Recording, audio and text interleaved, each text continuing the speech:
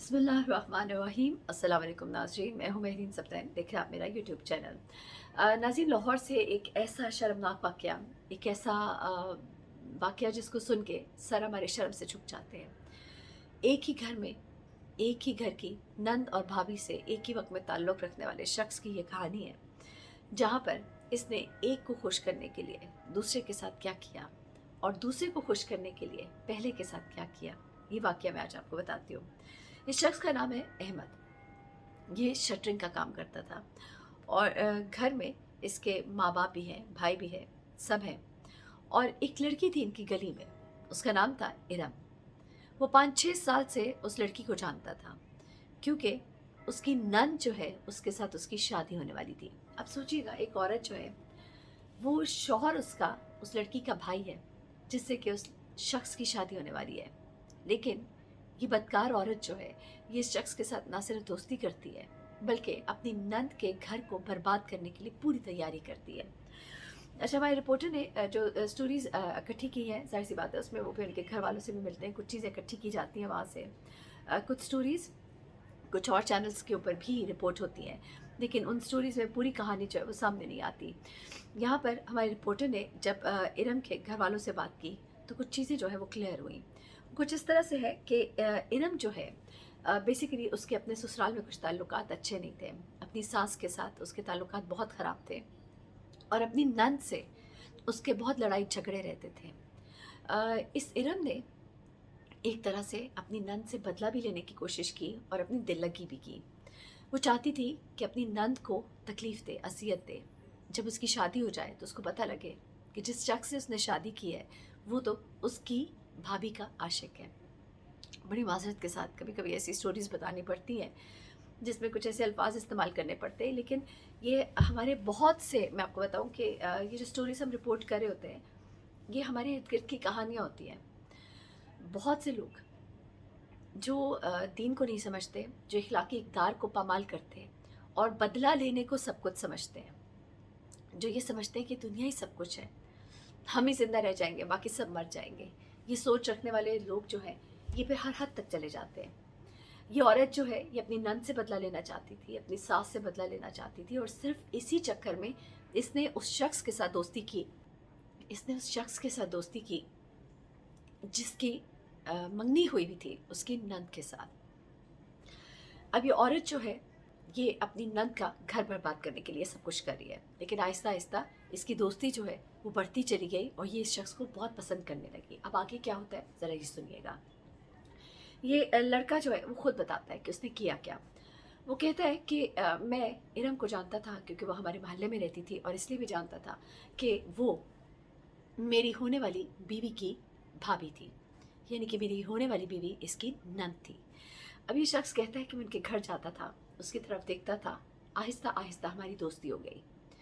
मुझे अंदाज़ा नहीं हुआ कि मैंने इससे दोस्ती की या उसने मुझसे दोस्ती की। दरअसल वो इसको फंसा रही थी और ये फंसता चला गया। ये कमज़ोर मर्द था और इसने एक ही घर में, जहाँ पर रिश्तों का तकद्दुस होता है, उस तकद्दुस को पामाल किया और ख़ुद अपने ही दाम में फंस गया। अजय कहता है कि हमारी दोस्ती हो गई और इरम जिसके बच्चे भी थे उसके साथ मेरी फ़ोन के ऊपर बातचीत भी शुरू हो गई। हम आहिस्ता आहिस्ता बहुत ही फ्रैंक होते चले गए। फिर वो कहता है कि इरम ने ख़ुद मेरे साथ ताल्लुकात बनाए अपनी मर्ज़ी से, मैंने उसे कोई ज़बरदस्ती नहीं की। वो ये कहता है कि मैं डरता भी था कि कहीं नूर को पता ना चल जाए, क्योंकि नूर को मैं बहुत पसंद करता था और वो मेरी मंगेतर थी। यानी ये गंदा शख्स था जो जिसको पसंद करता था उससे शादी करना चाहता था, लेकिन साथ ही वो रिश्तों का एहतराम भी नहीं जानता था। एक ही घर के अंदर माँ, बहन, बेटी, भाभी, नंद, ये रिश्ते जो है ये क्या होते हैं वो इनको नहीं समझता था। वो इनको अहमियत ही नहीं देता था। सिर्फ उसको एक डर था कि जिससे शादी करना चाहता है कहीं उसको पता ना लग जाए। अच्छा, अब ये कहता है कि हमारी बहुत दोस्ती रही, हम बहुत एक दूसरे के करीब भी आए, लेकिन वो कहता है कि अब मैंने उसको बता दिया कि अब हमें इसे ख़त्म करना चाहिए क्योंकि मेरी इस घर में शादी होने वाली है। ये इसको पहले तो पता नहीं था, ये तो इसको तब पता लगा। अच्छा, फिर वो कहता है कि इस बात पर वो बहुत गुस्सा हुई। दरअसल नूर को वो चाहती थी तकलीफ़ देना, लेकिन अब उसको दिखाई दे रहा था कि नूर तो खुश रहेगी, नूर को तो पता भी नहीं लगेगा, और वो जो है उसको इस्तेमाल करके अब वो उसकी नंद के साथ शादी करेगा, और ये चीज़ जो है उसको बिल्कुल बर्दाश्त नहीं थी। इधर इरम ने एक प्लान बनाया इसको फंसाने के लिए, और उधर इस शख्स ने एक प्लान बनाया इसको फंसाने के लिए कि किसी तरह से जान छुड़ाऊं ताकि नूर से शादी हो तो नूर को ना पता लगे कि मैं उसकी भाभी इरम के साथ किस तरह के ताल्लुक़ में था। अब ये कहता है कि जब मैंने इसको कहा कि अब इस बात को ख़त्म करें, तो इसने मुझे डराना धमकाना शुरू कर दिया और इसने कहा कि अगर तुमने ऐसा किया, मुझसे ताल्लुक़ ख़त्म किया, तो फिर मैं सबको बता दूँगी, तुम्हारा रिश्ता भी टूट जाएगा। इस पर वो कहता है कि मैं बहुत घबरा गया और मैंने सोचा कि मुझे अब किसी तरह से जान छुड़ानी है। दूसरी तरफ इरम भी एक प्लान बना रही थी कि मैं किसी तरह से नूर को और इसको बदनाम करूँ। लेकिन इससे पहले कि वो अपने प्लान को कोई तकमील तक पहुंचाती, उससे पहले ये शख्स जो है अपनी कार्रवाई कर गया। हुआ क्या कि इसने कहा कि एक दिन मैं इरम के घर आया और इसको मैंने कहा कि हम कहीं बाहर चलते हैं। हम पहले भी बाहर मिलते रहते थे, उस दिन भी मैंने इससे कहा कि हम कहीं बाहर मिलते हैं। तो इरम जो है पहले तो उसने कहा कि घर में बच्चे सो रहे हैं, मुश्किल होगा, लेकिन उसके बाद उसने कहा कि तुम आ जाओ, मैं तुम्हारे साथ चलती हूँ। उसके बाद इसने अपने बच्चों को नींद की गोलियाँ दी, अपने बच्चों को नींद की गोलियाँ दी, बच्चों को सुला दिया। उसके बाद वो इसके साथ इसकी बाइक पर बैठकर बाहर चली गई।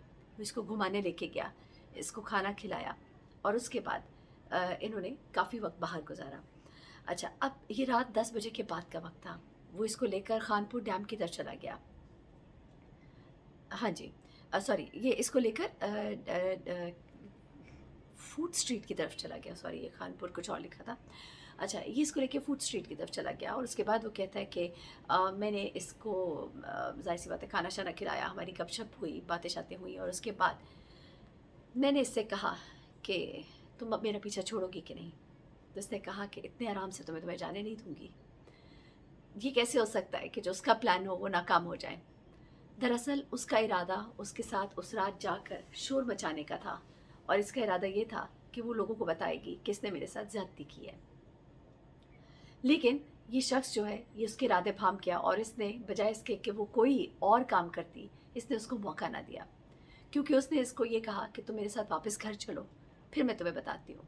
लेकिन ये शख्स जो है इसके इरादे भांप गया, क्योंकि पहले तो उसने इस बात को सुन के कि अब मामले को ख़त्म करो, इसके मुंह पे थप्पड़ दे मारा।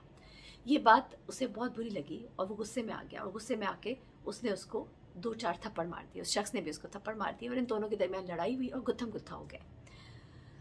उसके बाद वो कहता है कि मुझे बहुत गुस्सा आया और मुझे नहीं समझ आई और मैंने इसके सर पर पत्थर दे मारा। ये वहाँ पर बेहोश हो गई। फिर वो कहता है कि मैं अपनी मोटरसाइकिल की तरफ गया, वहाँ से मैंने ऑयल निकाला, बोतल में और उसके जिस्म पर छिड़का, उसे आग लगाई और फिर वहाँ से मैं अपने घर आ गया। घर आके वो कहता है कि मैं नहाया, मैंने कपड़े तब्दील किए, लेकिन अगले दिन मुझे पता लगा कि एक जली हुई लाश मिली है और इस जली हुई लाश के पास से कुछ ऐसे निशान मिले हैं जिससे पता लग गया है कि ये कोई और नहीं बल्कि इरम है। जाहिर सी बात है, जब आप कोई भी कत्ल करें, कुछ भी करें, गलत करें, कहीं ना कहीं कोई ना कोई निशान, कोई ना कोई सुराग जो है वो मिल जाता है। बड़ी सफाकियत के साथ इस शख्स ने उसे कत्ल किया, लेकिन वहाँ पर जल्दी में वो अपनी एक निशानी भूल गया। वहाँ पर जल्दी में उसकी एक अंगूठी जो है इस अफरा तफरी में जब इन दोनों की लड़ाई हो रही थी उसके पास से मिली। ये वही अंगूठी थी जो उसकी मंगनी की अंगूठी थी, नूर के साथ उसकी मंगनी की अंगूठी। पुलिस को जाहिर सी बात है जब चीज़ें मिलती हैं वो शवाहिद तक पहुँचते हैं, फिर लोगों तक पहुँचते हैं और इस तरह से वो उस तक पहुँचे और फिर उसके बाद गली खुली कि इन लोगों के दरमियान क्या चल रहा था।